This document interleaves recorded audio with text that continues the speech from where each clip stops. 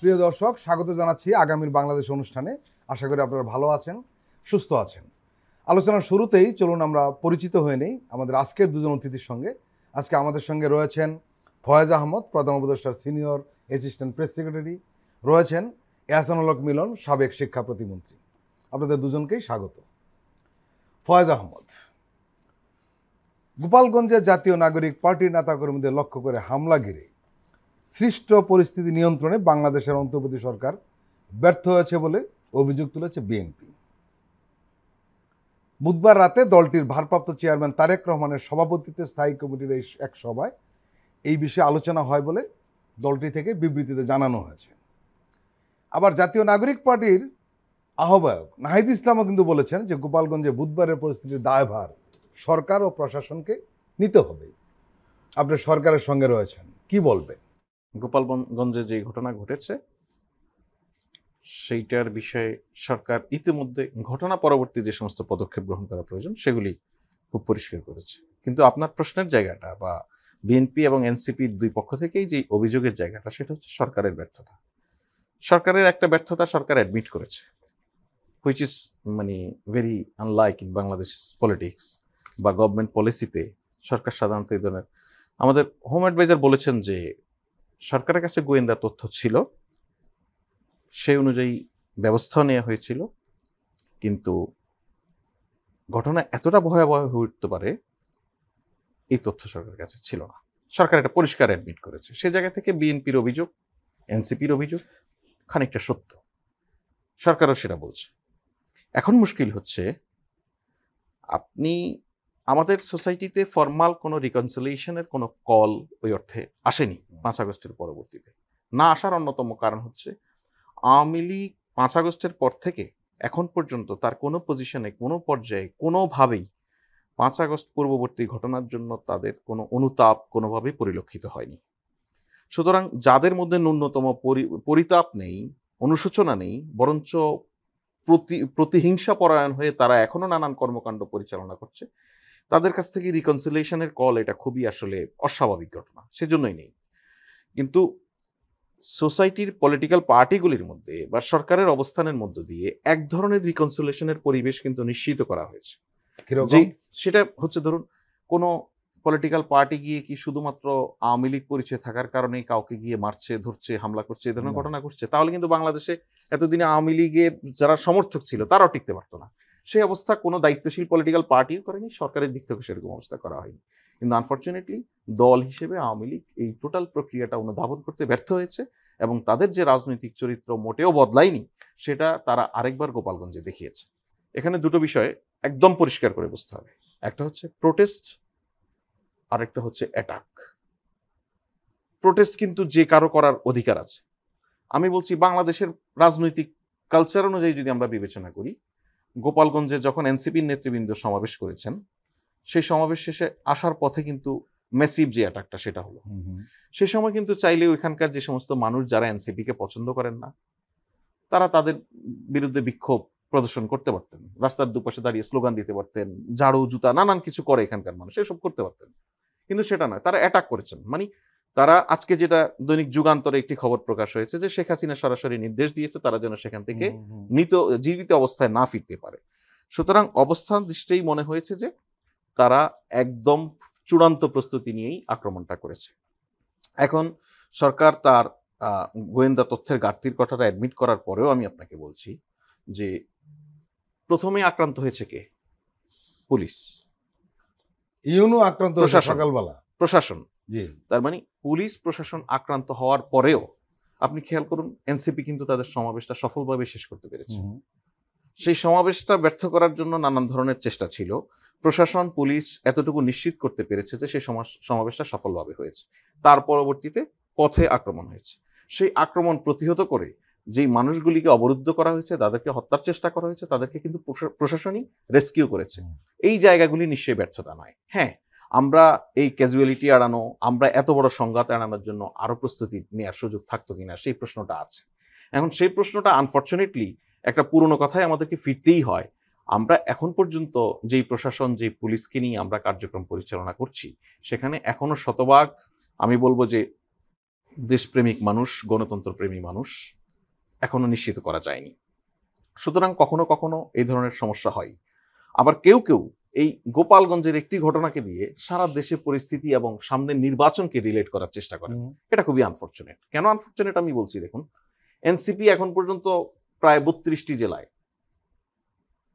পুরো দক্ষিণাঞ্চলের অনেকগুলি দেশ, উত্তরবঙ্গের উত্তরাঞ্চল এবং দক্ষিণাঞ্চল প্রায় কভার হয়ে গেছে। এই যে এতগুলি জেলায় তারা সফর করেছেন, কোথাও কি কোনো সংঘাত সহিংসতার ঘটনা ঘটেছে? শুধু এনসিপি নয়, আমি বলবো যে আমাদের এখানে যে কদিন আগে ইসলামী আন্দোলন বাংলাদেশ বিশাল সমাবেশ করলো, তারপরে বিএনপি বিভিন্ন জায়গায় সমাবেশ করলো 5 আগস্টের পর থেকে, এখন পর্যন্ত একটি সভা সমাবেশকে ঘিরে, রাজনৈতিক সমাবেশকে কোনো ধরনের সিকিউরিটি কনসার্ন তৈরি হয়নি।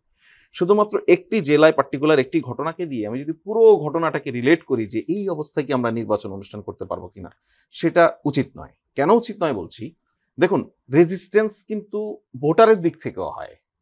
আগামী নির্বাচনে বাংলাদেশের মানুষ 16 বছর পর নিজের পছন্দ অনুযায়ী একটি ভোট দেওয়ার সুযোগ পাবে। এটা মানুষেরও আবেগ অনুভূতির বিষয়। মানুষ নিজে তার ভোটকে প্রতিহত কেউ করতে আসবে এটা মানবে না।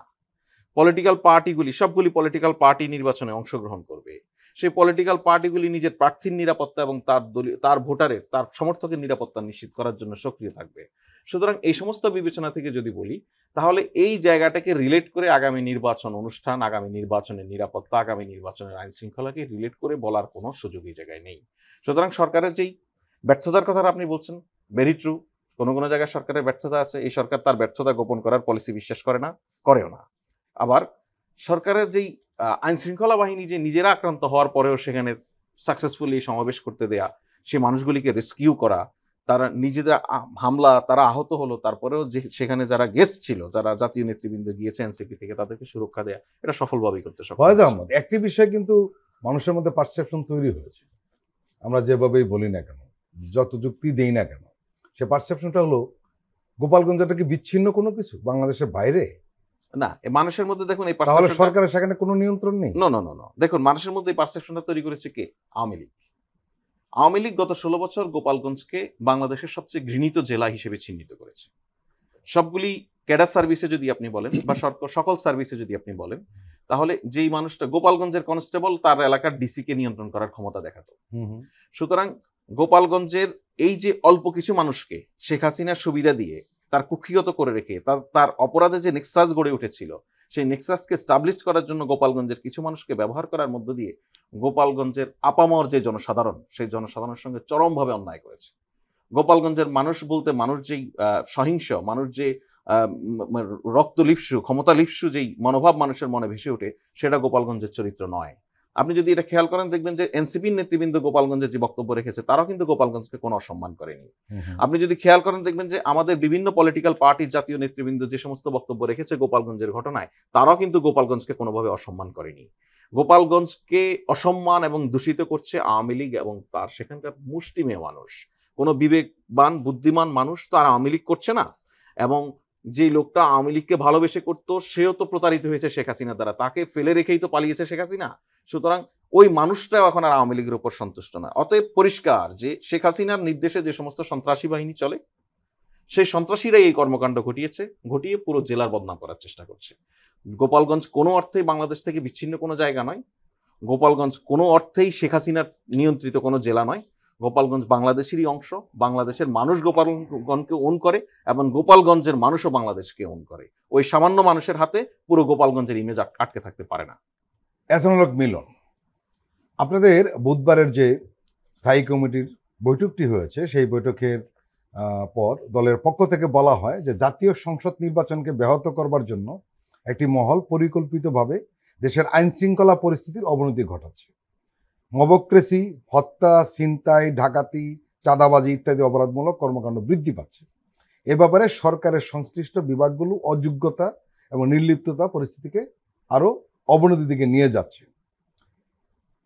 আমার প্রশ্ন হলো, এই যে পরিকল্পিতভাবে এই ঘটনাগুলো ঘটছে, একটি মহল বলা হচ্ছে, এই মহলটা কে বা কারা? 16 তারিখ আবু সাইদ হত্যা দিবস, সেদিন এনসিপিকে ওখানে যেতেই হবে, এই দিনটি ধার্য করাটা কি কতটা সমীচীন হয়েছে সেটা তো চিন্তা করতে হবে। হ্যাঁ, আগস্ট মাসের 5 তারিখ পর্যন্ত তাদের ব্যাপক সময় ছিল, কিন্তু আবু সাইদের হত্যাটি সেদিনকের এই আন্দোলনের জন্য সবচেয়ে বড় টার্নিং পয়েন্ট ছিল। তারপরে মুগ্ধ হতে শুরু করে অন্যরা। সেক্ষেত্রে সেই দিনটা কেন বেছে নিল? আর যুগান্তরে যে রিপোর্ট করেছে দেখেছেন তো, হাসিনা বলেছে যে জ্যান্ত আসতে দেওয়া যাবে না। এবং এই কথাগুলো যে হাসিনা বরাবরই বলে আসছে, যদি গোপালগঞ্জে ধরে নিলাম 90% আওয়ামী লীগের ভোটার, তাহলে আমার কচুয়া তো 35% তাদের আছে, আর গন্ডগোল বাঁধাতে 2% হলেই হয়। বুধবার রাতে অনুষ্ঠিত বিএনপি স্থায়ী কমিটির ওই সভায় আরেকটি বিষয় বলা হয়েছে। সেখানে বলা হয়েছে যে দেশের রাজনৈতিক দলগুলো সতর্কতার সঙ্গে তাদের কর্মসূচি নির্ধারণ করবে, না হলে গণতন্ত্র বিরোধী শক্তিকে সুযোগ করে দেওয়া হবে বলে মনে করছে বিএনপি। মূলত গোপালগঞ্জে এনসিপির সভাকে কেন্দ্র করে উদ্ভূত পরিস্থিতি বিষয়ে এমনটা মনে করছে বিএনপি। বিষয়টি আমাদের কাছে অনেকটা অস্পষ্ট। কিছু কিছু প্রশ্ন উঠেছে এই বক্তব্যের পরে। সেটি হলো যে গোপালগঞ্জে কি কোনো রাজনৈতিক দল কোনো সমাবেশ করতে পারবে না, নাকি করা উচিত নয়? আপনার দল আসলে কি বলতে চেয়েছে? আমার দল সত্যি সঠিক কথাটি বলেছে। একটি রাজনৈতিক দল যখন একটি প্রোগ্রাম করতে যাই আমরা, তখন আমরা সবকিছু বিবেচনায় আনি, যে আইন শৃঙ্খলা পরিস্থিতি নিয়ন্ত্রণে থাকবে কিনা, সেখানে কাউন্টার পার্ট, ধরুন একটি দলের ভিতরে দুইটি গ্রুপ রয়েছে, সেই জায়গাও কিন্তু আমরা চিন্তা করি। আমি যখন সেন্ট্রালের নেতা একটি এলাকায় যাব, তখন ওখানে আবার তার বিদ্রোহী পক্ষ, দুই পক্ষের মধ্যে কোনো ঝুট ঝামেলা, সেটাও আমরা চিন্তা করি। এবং সেইভাবে আমরা প্রশাসনকে বলি যে আমরা সেখানে যাচ্ছি, আমাদের ভিতরে দুইটা গ্রুপিং আছে, যে এটা যেন কোনো অবস্থাতে কোনো রকম ঝগড়া যাতে না হয়। এখন একটি রাজনৈতিক দল এনসিপি তারা গোপালগঞ্জের পরিস্থিতিকে নিরূপণ না করে এবং সরকার তাদেরকে ঢালাও পারমিশন দিয়ে দিল, দেওয়ার পরে ফেসিবাদ শক্তি যে তারা লুকিয়ে আছে এবং তারা প্রমাণ করলো উই আর অ্যাট লার্জ। এই দেশের পরিস্থিতি কে করেছে? ফেসিবাদের জন্ম দিয়েছে শেখ হাসিনা। প্রিয় দর্শক, আমরা এখন একটি বিরতি নিচ্ছি, আপনারা আমাদের সঙ্গেই থাকুন।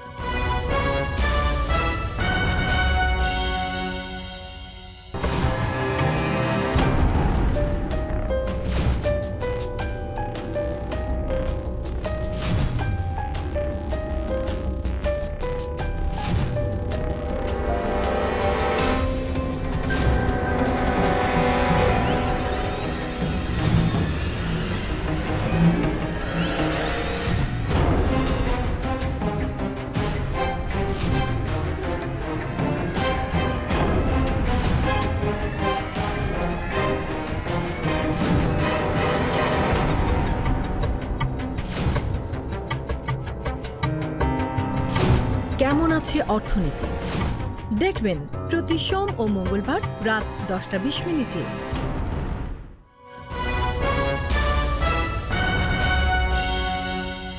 আবারও স্বাগত আগামীর বাংলাদেশ অনুষ্ঠানে। আজকে আমাদের সঙ্গে আলোচনায় রয়েছেন ফয়েজ আহমদ, প্রধান উপদেষ্টা সিনিয়র অ্যাসিস্ট্যান্ট প্রেস সেক্রেটারি, রয়েছেন এহসানুল হক মিলন, সাবেক শিক্ষা প্রতিমন্ত্রী। ফয়েজ আহমদ, আমার প্রশ্ন হলো যে গোপালগঞ্জে কোনো রাজনৈতিক দল সভা সমাবেশ করতে পারবে না বা করা এই মুহূর্তে উচিত নয়, এই ধরনের কনসেপ্ট কেন তৈরি হয়েছে? একটা জিনিস। আরেকটা বিষয়, যে এই ধরনের ঘটনা ঘটিয়ে নির্বাচনকে পিছিয়ে দেওয়ার কোনো ষড়যন্ত্র কিনা। এটার সঙ্গে আমি মোটেও একমত নই যে গোপালগঞ্জের সমাবেশ করা যাবে না। রাইট। আমি আবারও বলছি, গোপালগঞ্জে তো পরের দিনে সমাবেশ করেছে বিএনপি, জামাত বিশাল র্যালি বের করেছে, মোটরসাইকেল র্যালি বের করেছে। সো মুশকিলটা হচ্ছে, দেখুন, গত 16 বছরে জুলুম, নির্যাতন, অত্যাচার, এর সব কিছুই, এর সকল রাজনৈতিক স্যাক্রিফাইস কিন্তু একটি অভ্যুত্থানকে অপরিহার্য করে তুলেছিল। এখানে শেষ মুহূর্তে যেই 36 দিনকে নিয়ে আমরা খুব গ্লোরিফাই করে আলোচনা করি, সেই 36 দিন আসলে হাসিনার কফিনের শেষ প্যারেকটি ঠুকেছিল। সেই আন্দোলনের মধ্য দিয়ে অভ্যুত্থানের কিছু পোস্টার বয় তৈরি হয়েছিল আসলে, যেই মানুষগুলিকে আমাদের সোসাইটির কোনো সচেতন পলিটিক্যাল মানুষ, সাধারণ মানুষ এক ধরনের ভালোবাসার জায়গায়, সম্মান শ্রদ্ধার জায়গায় রাখে। এদের উপরে যদি একটি আক্রমণ করা যায়, এটাকে আমি দল হিসেবে নয়, আমি বলছি অভ্যুত্থানের এই ফেজগুলিকে, এদের উপর যদি একটি আক্রমণ করা যায় এবং সেই সাফল্যের সঙ্গে সেই আক্রমণটা পরিচালনা করা যায়, তাহলে হয়তো হাসিনার দল মনে করত যে তারা এখানে আবার মাথাছাড়া দিয়ে উঠেছে। কিন্তু সত্যিকার অর্থে আমি বলবো, একটি সংঘর্ষ হয়েছে, সংঘাত হয়েছে, প্রাণহানির ঘটনা ঘটেছে, কোনো কিছুই কাম্য ছিল না। কিন্তু এর থেকে সবচেয়ে পজিটিভ আউটকাম যেটা, আওয়ামী লীগ আবার রেজাল্ট পেয়েছে। এনসিপি উপরে আক্রমণ, একটি পলিটিক্যাল পার্টিও বসে থাকেনি। সর্বপ্রথম একটি স্টেটমেন্ট ইস্যু করেছে বিএনপি। বিএনপি মহাসচিব মানে খুবই কঠিন বার্তা দিয়েছে সেখানে। জামাত, এবি পার্টি, গণসংহতি আন্দোলন থেকে শুরু করে অপরাপর সকল ক্রিয়াশীল রাজনৈতিক দল এই ঘটনায় প্রতিক্রিয়া দেখেছে এবং আবার শেখ হাসিনাকে বুঝিয়ে দিয়েছে শেখ হাসিনা প্রশ্নে, আওয়ামী লীগ প্রশ্নে বাংলাদেশের গণতন্ত্রকামী সকল পলিটিক্যাল পার্টি এখন ঐক্যবদ্ধ। যত আলাপ আলোচনায় বাহাস ময়দানের বড় কথা দেখছেন, এর সবই 5 আগস্ট পূর্ববর্তী রাজনৈতিক এক অবশ্যম্ভাবী বাস্তবতা। এই কারণেই আমি বলছি বিএনপির কি চাওয়া সেটার সঙ্গে জামাতের চাওয়ার মিল নাও হতে পারে, এনসিপির কি চাওয়া সেটার সঙ্গে এবি পার্টির চাওয়ার মিল নাই হতে পারে। অতএব এই দলগুলির নিজ নিজ মতাদর্শ এবং নিজ নিজ ভোটারকে টার্গেট করে নিজ নিজ নেতাকর্মীর মন মানসিকতা বুঝে তাদের আলাদা আলাদা বয়ান থাকবে, বিবৃতি থাকবে, এটা সত্য। কিন্তু এই সবগুলি দল যে ফেসিবাদের প্রশ্নে, এই সবগুলি দল যে বাংলাদেশের গণতান্ত্রিক অগ্রযাত্রা এবং একটি শান্তিপূর্ণ নির্বাচনের প্রশ্নে এক, সেটা শেখ হাসিনা আবারও টের পেয়েছে। সুতরাং এখান থেকে আপনি ভাই যেটা বলছিলেন যে 11 মাসেও কেন সবকিছু নিয়ন্ত্রণে আনা সম্ভব হয়নি, ভাই 11 মাসে এনসিপি সারা দেশে সমাবেশ করেছে। আপনিও যেটা বলছেন যে সারা দেশের আওয়ামী লীগ সাহস করেনি এনসিপিকে আক্রমণ করার, সারা দেশের আওয়ামী লীগ সাহস করেনি বিএনপিকে আক্রমণ করার, সারা দেশের আওয়ামী লীগ সাহস করেনি জামায়াতকে আক্রমণ করার। একটি পার্টিকুলার জায়গা দিয়ে আমি সারা দেশের অবনতিকে প্রতিনিধিত্ব করতে পারি না। এবং 11 মাসের শুরুর দিকে যেই ভাঙা অবস্থা থেকে আজকে এখন পর্যন্ত এসেছে, আমরা বিশ্বাস করি নির্বাচনের আগ পর্যন্ত যে সময়টুকু আছে তাতে আমরা একটি এরকম মানে ফিক্স জায়গায় যেতে পারবো যেটা দিয়ে একটি সুষ্ঠু শান্তিপূর্ণ নির্বাচন অনুষ্ঠান করা সম্ভব হবে। এহসানুল হক মিলন, আপনাদের রাজনীতিতে আসি। আপনারা গত 11 মাসে নতুন কোনো বয়ান তৈরি করতে পারেননি যে আপনারা কি চান, কিন্তু আমরা লক্ষ্য করছি যে আপনারা কিছু কিছু কথা বলছেন আওয়ামী লীগের সুরে। যেমন ধর্মের নামে আরেকটা ফেসিস্ট করানোর দরজায় এটা হতে পারে না, রিজভী সাহেব বলেছেন ধামরাইয়ের এক অনুষ্ঠানে। দেখা যাচ্ছে যে বিএনপির অনেক নেতা প্রতিপক্ষ রাজনীতিকে বা রাজনীতি দলগুলোকে ঘায়াল করার উদ্দেশ্যে ইদানিং তাদের বক্তৃতায় ধর্মীয় মৌলবাদ, উগ্রবাদ, জঙ্গি এই ধরনের শব্দ ব্যবহার করছে। এই ধরনের কথা শহীদ প্রেসিডেন্ট জিয়াউর রহমান, বেগম খালেদা জিয়া ওনারা কিন্তু কখনো বলেননি। এখন বিএনপি নেতারা এই ধরনের কথা কেন বলছেন? রাজনৈতিক বিশ্লেষকরা বলছেন যে এই ধরনের বক্তব্য বিএনপির লাভের চেয়ে ক্ষতি হচ্ছে বেশি। আগে আওয়ামী লীগ ভার্সেস বিএনপি বৃহত্তর পার্টি ছিল, আর আমাদের সাথে তো জামাত ছিল, আমরা তো জোটেই ছিলাম। সেই জোট এখন একে অপরের বিরুদ্ধে ইলেকশন করছে। সেই জায়গায় যদি আপনি ধর্মকে দিয়ে রাজনীতি করেন, সে আলোচনা সমালোচনা হতেই থাকবে। তার অর্থ এই নয় যে ধর্ম বিদ্বেষী, তার অর্থ এই নয় যে বিএনপি ইসলামাইজেশনকে বা অন্য রিলিজনসকে তারা হেট্রেট করে। বিএনপি মানে কি? সেটা হলো সকল ধর্ম, সকল গোত্র, সকল জাতি, সকল ভাষা, সকলকে নিয়ে বাংলাদেশে ভৌগোলিক সীমারেখা যারা, তাদেরকেই বলা হয় জাতীয়তাবাদী শক্তি। অতএব আমাদের ম্যানিফেস্টো, আমাদের ideology, philosophy is not against any religion. But যখন ধর্মের দোহাই দিয়ে কেউ রাজনীতি করবে তখন সেটাকে বলতে হবে। রাজনীতিবিদদের দায়িত্ব হচ্ছে যেন কোনো ন্যাশনাল ইস্যুকে মিসইউজ না করে। আর ধর্মকে যদি কেউ মিসইউজ করতে চায় তখন তো বলতেই হবে। যেমন আজকে ভারতে হিন্দুইজম করার কারণে আজকে ভারতের কি দুরবস্থা হচ্ছে, ঠিক সেইভাবে ফ্যানেটিজম তো আমরা এইখানে আনতে পারি না। সেই জন্যই ধর্মকে নিয়ে পলিটিক্স করাতে এইটাকে রিজভী সাহেব মেইন করেছেন, ধর্মীয় নিয়ে যেন রাজনীতি না করা হয়। আপনাদের দলের একজন নেতা বক্তব্য রেখেছেন যে আপনারা না চাইলে এদেশে জামাত ইসলাম রাজনীতি করতে পারবে না। আসলে কি তাই? আমরা কি ফেসিবাদী রাজনীতি করি? আমরা কি ওদেরকে নিষিদ্ধ ঘোষণা করেছি? প্রশ্ন তো এই কারণেই করেছি। না না না, আপনি কোন প্রেক্ষাপটে বলেছে সেটা বলা যায় না। হ্যাঁ, ইন এ ওয়ে যদি ওই দিক থেকে আসি যে যখন আওয়ামী লীগ জামাতকে কোথাও স্থান দিত না, তখন বিএনপি তারা জোটে নিয়েছে এবং তাদের রাজনৈতিক অধিকার ফেরত দিয়েছে এবং আদালত গোলাম আজমের নাগরিকত্ব ফেরত দিয়েছে এবং রাষ্ট্রীয়ভাবে তারা রাজনীতি করার স্বাধিকার ফেরত পেয়েছে। এটা গণতান্ত্রিক দেশ। আপনি তো জানেনই 1975 সালের সেই জানুয়ারি মাসে এই সমস্ত দলকে বিলুপ্ত করে বাকশাল একদলীয় শাসন ব্যবস্থা প্রবর্তন করেছিলেন, করেনি শেখ মুজিবুর রহমান? না না, প্রশ্নটা উঠেছে এই কারণে, কারণ হলো শহীদ প্রেসিডেন্ট জিয়াউর রহমানের দেশে বহুদলীয় গণতন্ত্র সেটাই বলছে আর কি। এবং তার দলের কোনো নেতা যদি অন্য দলের ব্যাপারে বলে যে আমরা না চাইলে আপনি রাজনীতি করতে পারবেন না, সেটা তো বিএনপির আদর্শের না, সঙ্গে না, না, সাংঘর্ষিক। এটাকে আপনি বলা হচ্ছে যে শহীদ রাষ্ট্রপতি জিয়াউর রহমান সকল দলকে রাজনীতি করার সুযোগ দিয়েছেন। জি। সেই সময় তো জামাতও সুযোগ পেয়েছে, জি। তো সুযোগ তো আমাদের দলই দিয়েছে, এই বিএনপি তো দিয়েছে, এবং আওয়ামী লীগকে পুনর্জন্ম দিয়েছে, কারণ আওয়ামী লীগ তো বিলুপ্ত হয়ে তখন গিয়েছিল। কিন্তু বিএনপি হয় নাই, জিয়াউর রহমান করেছেন যখন দিয়েছেন, তখন বিএনপি করলেন না, 78 বিএনপি করলেন না। তো উনি যখন বিএনপি প্রতিষ্ঠিত করলেন এই ফিলোসফি দিয়ে, সংবাদপত্রের স্বাধীনতা, বাক স্বাধীনতা, গণতন্ত্র, এটা বিএনপি করলো, শহীদ জিয়াই করলো। উনি করে ইলেকশন করেছেন না করার আগে করেছেন, হু ডিড ইট? শহীদ জিয়া। তাহলে জামাত বলুন বা অন্য দল বলুন, এমনকি আওয়ামী লীগকেও এই রাজনীতি করার সুযোগ শহীদ রাষ্ট্রপতি জিয়াউর রহমান দিয়েছে, অর্থাৎ বিএনপি দিয়েছে, অর্থাৎ আমাদের দল দিয়েছে। উই ক্যান মিন ইট, আমাদের দল দিয়েছে, শহীদ রাষ্ট্রপতি জিয়াউর রহমান দিয়েছে। এটা আমি দেখছি না যে এটাকে নেগেটিভলি নেওয়ার কি আছে। প্রিয় দর্শক, আমরা আবার একটি বিরতি নিচ্ছি, আপনারা আমাদের সঙ্গেই থাকুন।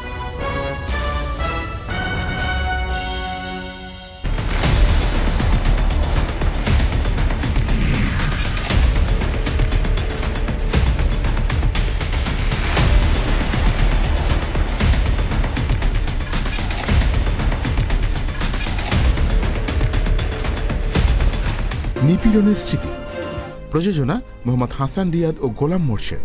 দেখবেন প্রতি শুক্র ও শনিবার সন্ধ্যা 7টায়।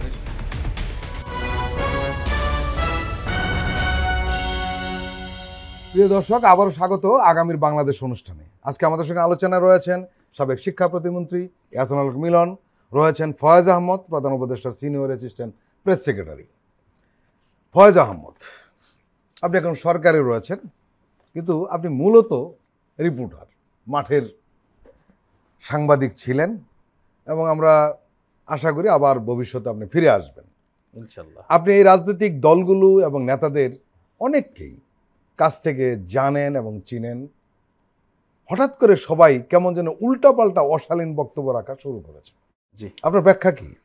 দেখুন, এখানে আমি যদি মিলন ভাইয়ের 10,000 টাকার ক্ষতি করে ফেলি, 10 লাখ টাকারও ক্ষতি করে ফেলি, উনি কোনো না কোনো পর্যায়ে এটা আমাকে মাফ করে দিতে পারেন। কিন্তু আমি যদি আমার স্বর দিয়ে, আমার কণ্ঠ দিয়ে, আমার বয়ানের মধ্য দিয়ে ওনাকে অপমান করি, উনি এটা কখনোই ভুলতে পারবেন না। সুতরাং আমাদের পলিটিক্যাল পার্টিগুলি, তাদের মধ্যেকার যেই ভ্রাতৃত্ব, সেটা যদি তাদের শুধুমাত্র রাস্তায় রাজপথে দাঁড়িয়ে কথা বলার জন্য এমন একটি কথা বলে আমি জিতে গেলাম, জিতে যাওয়ার জন্য একটি স্লোগান তৈরি করা, জিতে যাওয়ার জন্য একটি ন্যারেটিভ দাঁড় করানোর চেষ্টা করা, জিতে যাওয়ার জন্য অন্যকে মাটিতে লুটিয়ে দেওয়ার চেষ্টা করা, কথার মধ্যে দিয়ে এই কথাগুলি থেকে যায়। আসলে এটা রাজনীতিতে ওনাদের মধ্যে যতটা সম্প্রীতি তৈরি করার কথা, তার চেয়ে বেশি দূরত্ব বাড়াবে। এই দূরত্ব কখনোই এই রাজনৈতিক দলগুলি কারোর জন্য লাভবান হবে না। বিএনপি যদি অন্য দলগুলির সঙ্গে বাড়ায়, অন্য দলগুলি যদি বিএনপির সঙ্গে বাড়ায়, এরা কেউই লাভবান হতে পারবে না। লাভবান হবে পতিত ফেসিবাদ কোনো না কোনো কায়দায়। সুতরাং একটা জিনিস খুব পরিষ্কার, এই যে সুযোগ সন্ধানী ষড়যন্ত্রকারীরা আছে, এরা সব সময় অপেক্ষা করবে কোনো একটি ঘটনা ঘটলে সেটা থেকে সুবিধা নেয়ার। এরা সব সময় অপেক্ষা করবে কোনো একটি ঘটনা ঘটিয়ে সেটা থেকে সুবিধা নেয়ার।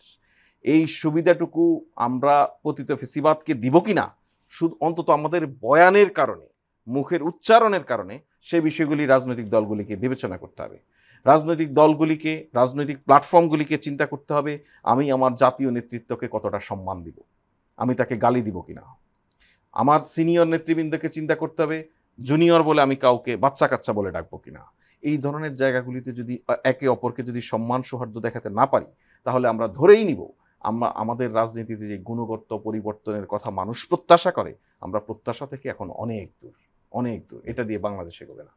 এহসানুল হক মিলন, আসলে যে প্রসঙ্গ নিয়ে আমরা কথা বলছিলাম, ফয়েজ আহমদ যে বিষয়ে বলছিলেন, তাহলে এই সংখ্যাটা কিন্তু খুব বেশি না, একদম মুষ্টিম, আমরা গণে বের করে ফেলতে পারবো আপনার দলের কারা এই ধরনের উল্টাপাল্টা কথা বলে, জামাতের কারা উল্টাপাল্টা কথা বলে, এনসিপির কারা উল্টাপাল্টা কথা বলে।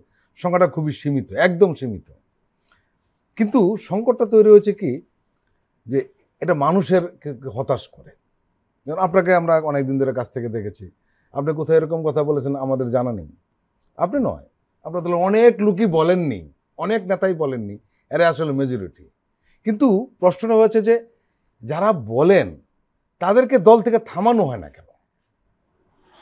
এটা খুব ভালো কথা, কিন্তু রাজনীতিতে এই ক্যারেক্টারটা আবার অনেক সময় লাগে। আপনার মনে আছে শাহ মুয়াজ্জেমের কথা?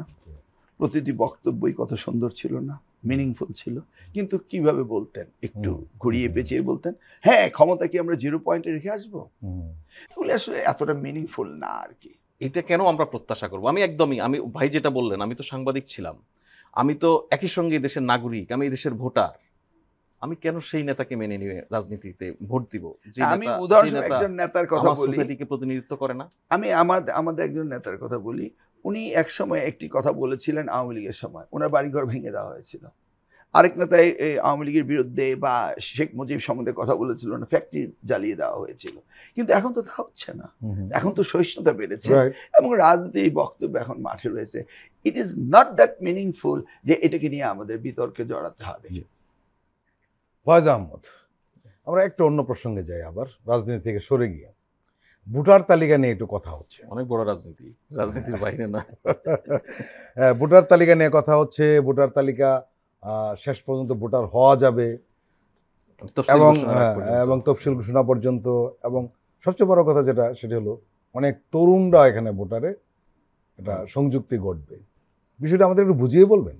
উপদেষ্টা পরিষদের যে সর্বশেষ বৈঠক, যেটা বৃহস্পতিবার অনুষ্ঠিত হয়েছে, সেই বৈঠকে ভোটার তালিকা যে হালনাগাদ আইন, সে আইনের একটি সংশোধন, যেটা অধ্যাদেশ আকারে চূড়ান্ত নীতিগত অনুমোদন দিয়েছে উপদেষ্টা পরিষদ।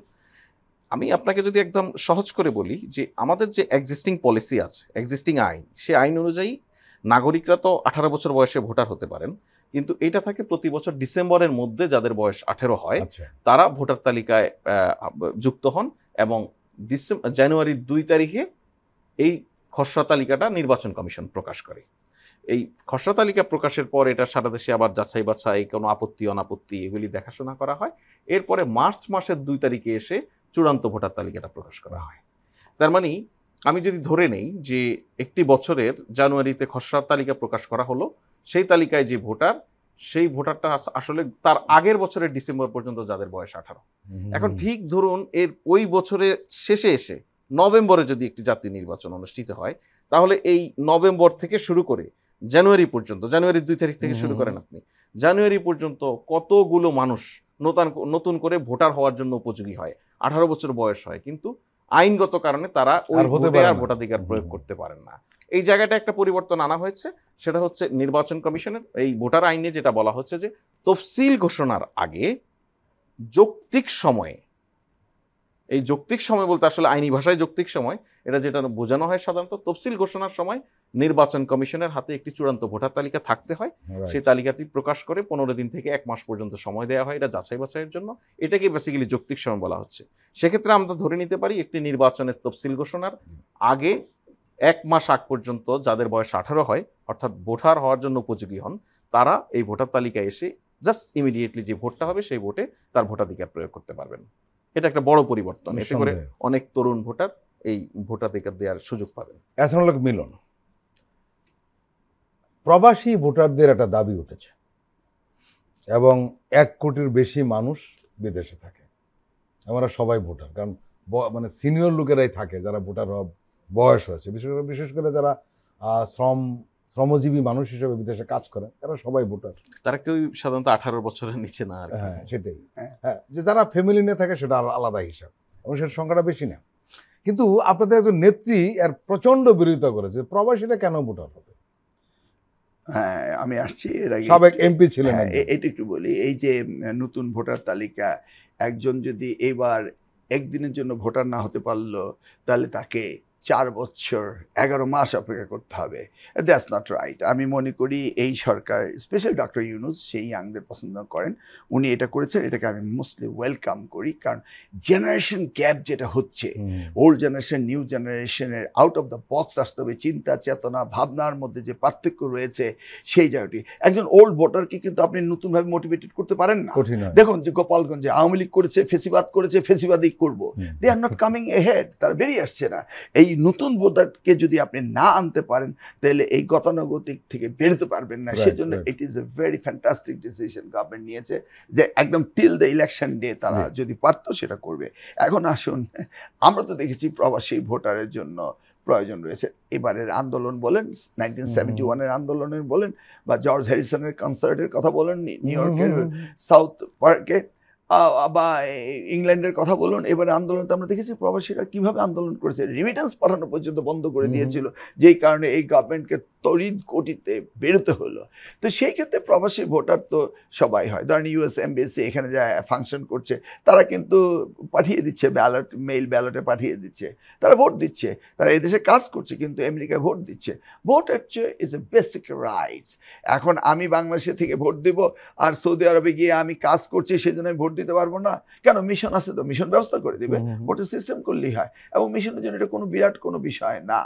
আমি মনে করি প্রবাসীদের এই শেয়ার তাদের দিতে হবে। কোন প্রেক্ষিতে কে বলছে সেটা আমি জানি না, বাট তাদের শেয়ার রাখতে হবে ইনট্যাক্ট, দে আর ভোটার্স।